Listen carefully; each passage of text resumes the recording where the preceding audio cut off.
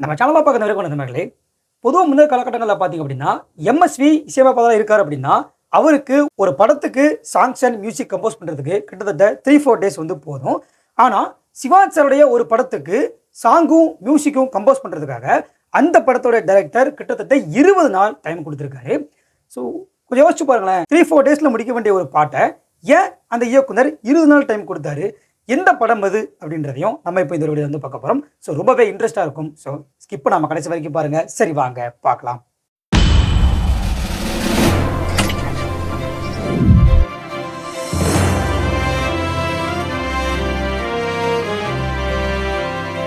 First நான் அந்த படம் என்ன அப்படிங்கிறத சொல்கிறேன் கேளுங்க. 1964 சிவாஜி சார் நடிப்பில் வெளியான கர்ணன் படம் தான். ஸோ கர்ணன் படத்தை டைரக்ஷன் பண்ணவர் பி.ஆர். பந்துலு. பொதுவாக இந்த மாதிரியான பீரியட் படங்கள் எடுக்கும்போது வந்து பயங்கரமாக பொருட்செலவும் பணச்செலவும் வந்து அதிகமாகும். ஸோ இதை வந்து ஒரு ப்ரொடியூசர் பண்ணும்போது ஏதாவது பிரச்சனை ஆகுமோ அப்படின்னு சொல்லி நம்ம ஃப்ரீயாக டைரக்ஷன் பண்ணணும் அப்படிங்கிறதுக்காக பி.ஆர். பந்துலுவே இந்த படத்தை வந்து ப்ரொடியூஸ் பண்ணி அவரோட டைரக்ஷன் வந்து பண்ணார். ஸோ இந்த படத்துக்கு மியூசிக் பண்ணவர் எம்எஸ்வி, லிரிக்ஸ் எழுதியவர் கண்ணதாசன். ஓகேவா? ஆக்சுவலாக இந்த படத்தில் வந்து பார்த்திங்க அப்படின்னா கிட்டத்தட்ட ஒரு 17 சாங்ஸ் வந்து இருக்குது. இந்த கதைக்களம் ஓகேவா, இந்த கர்ணன் படத்தில் கதைக்களம் அப்படிங்கிறது வந்து வட இந்திய ராஜாவுடைய ஒரு கதைக்களம். ஓகேவா? ஸோ கர்ணன் அப்படின்னு சொல்லும்போது நார்த் இந்தியன் அந்த மாதிரி தான் வந்து வரும். அப்படி இருக்கும்போது இந்த படத்துக்கு வந்து நார்த் இந்தியன் கல்ச்சரில் மியூசிக் போட்டால் எப்படி இருக்கும் அப்படின்னு சொல்லி வந்து பி.ஆர். பந்துலு யோசிச்சிருக்காரு. ஓகேவா?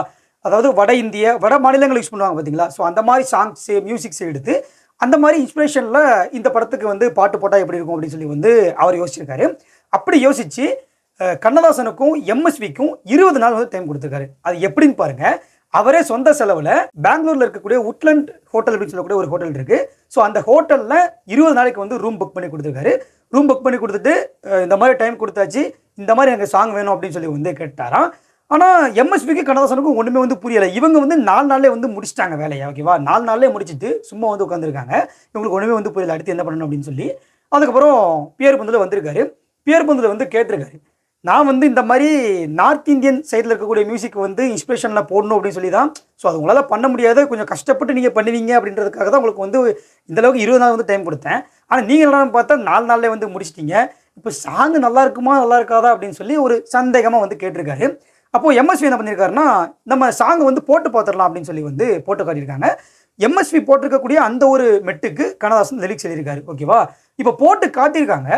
அதை கேட்ட பி.ஆர். பந்துலுவுக்கு பயங்கரமான ஒரு இம்ப்ரெஸ் ஆகிட்டார். ஓகேவா? பயங்கரமாக வந்து ஒரு ஹைப் ஆயிடுச்சு. அவருக்கு ரொம்பவே பிடிச்சி போயிடுச்சு. ஓகேவா? அதுக்கப்புறம் ஃபைனலாக இப்படி தான் பார்த்திங்க அப்படின்னா படத்தில் வந்து பாடல்களும் இசையும் வந்து வைக்கப்பட்டிருக்கு. நம்ம வந்து இன்றைக்குமே அந்த படத்தில் இருக்கக்கூடிய பாட்டை வந்து கேட்டு ரசிச்சுக்கிட்டு இருக்கோம். ஸோ இப்படி தான் அந்த பாட்டு வந்து உருவாயிருக்கு. ஃபைனலாக லாஸ்ட்டு பார்த்திங்கன்னா கிளைமேக்ஸில் ஒரு சாங் இருக்கும், உள்ளத்தின் நல்ல உள்ளம் ஒரு அந்த ஒரு சாங். அது இன்னைக்கு வரைக்குமே வந்து செம்ம ட்ரெண்டிங்கான சாங். அந்த சாங்கோட அந்த ஒரு டியூன் பார்த்திங்க அப்படின்னா வட மாநிலத்து அந்த மாதிரி டியூனாக தான் வந்து இருக்கும்.